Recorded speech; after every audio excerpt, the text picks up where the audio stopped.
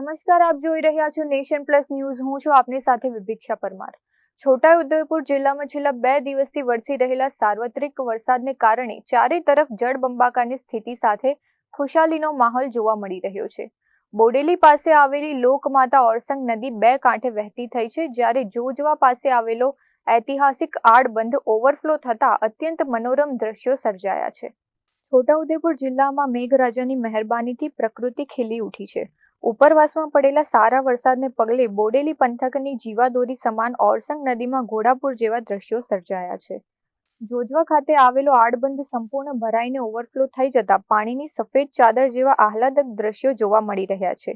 ઓરસંગ નદીમાં વિપુલ પ્રમાણમાં પાણીની આવક થતા ભૂગર્ભ જળસ્તર ઊંચા આવશે, જેને પગલે સમગ્ર પંથકના ધરતીપુત્રો અને ખેડૂતોમાં ભારે ખુશી અને ઉત્સાહનો માહોલ જોવા મળી રહ્યો છે. ઓરસંગ નદીમાં નવા નીર આવતા જો છોટાઉદેપુર પંથકમાં પીવાના અને સિંચાઈના પાણીની સમસ્યા ઉકેલાઈ ગઈ છે, જેનાથી સમગ્ર જિલ્લાવાસીઓએ રાહતનો શ્વાસ લીધો છે.